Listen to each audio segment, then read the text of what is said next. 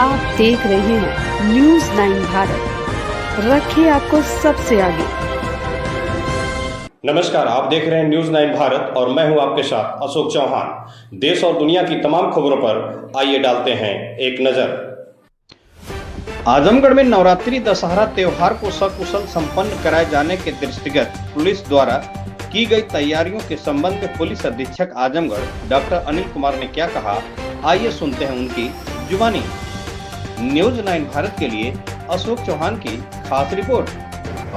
जो दुर्गा प्रतिमाएं हैं आजमगढ़ में जो सूचना उपलब्ध है उसके अनुसार शहरी क्षेत्रों में लगभग 765 के आसपास और ग्रामीण क्षेत्रों में लगभग 900 के आसपास कुल 1665 के आसपास दुर्गा प्रतिमाएं पंडालों में स्थापित की जा रही हैं। इसके अलावा शहरी क्षेत्रों में लगभग 50 जगहों पे और ग्रामीण क्षेत्रों में लगभग 140, पूरे जनपद में कुल 190 जगहों पे रामलीला मंचन की जानकारी है।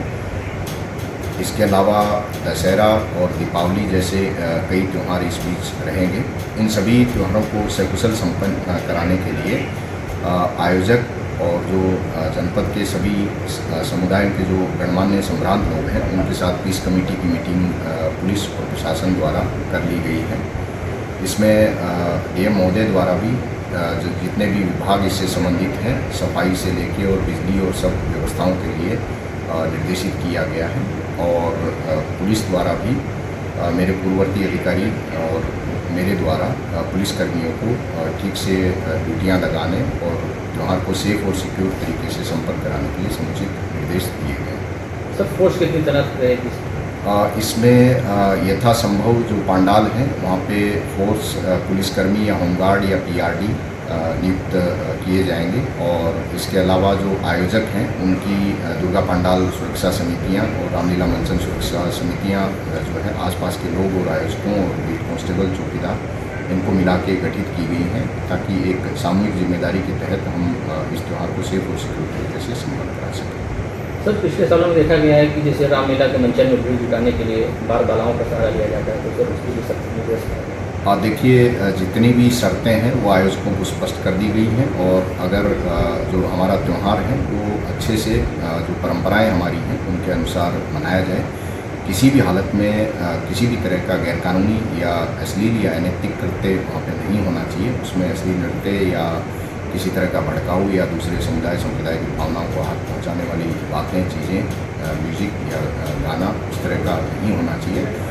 इस तरह का जो आचरण जो आयोजन समितियां करेंगी उनके विरुद्ध न केवल सख्त कार्रवाई सुनिश्चित करी जाएगी बल्कि आगे के लिए भी उनको सूचीबद्ध किया जाएगा ताकि इस तरह की अनैतिक चीज़ें समाज में कोई ना फैलाए। तो डीजे के लिए तो जो कोर्ट की गाइडलाइन उसी हिसाब से रहेगा। डीजे के लिए जो माननीय सुप्रीम कोर्ट की गाइडलाइंस हैं उनका पालन कराया जाएगा। इसके अलावा डीजे के जो डीजे स्वामी हैं उनके साथ भी मीटिंग की गई है और आयोजकों और डीजे स्वामियों को बताया गया है कि किसी भी दशा में डीजे का इस तरह से उपयोग ना किया जाए कि वो सेफ्टी से कॉम्प्रोमाइज़ करे। जैसे वाहनों पे बहुत ऊंचाई तक डीजे रखना या फिर डीजे ढीला ढाला रखना जिससे उसके ऊपर बैठे हुए व्यक्ति गिर जाते हैं, दब जाते हैं, उस तरह की चीज़ें हों। या इतनी ऊंचाई कर देना कि वाहन के ऊपर डीजे के ऊपर व्यक्ति वो तार को छू जाए और कोई हादसा हो जाए। इस तरह की चीज़ें ना हों, ये बहुत डिटेल में सभी लोगों को बताई भी गई है। और मैं आपके माध्यम से जनता को फिर से इन चीज़ों की अपील करना चाहता हूँ।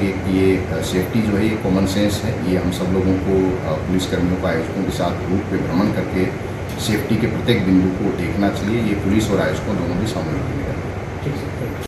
यहाँ खबरों का सिलसिला कभी नहीं थमता, सिर्फ और सिर्फ बने रहिए न्यूज 9 भारत पर। अब चाहूँगा इजाजत, नमस्कार।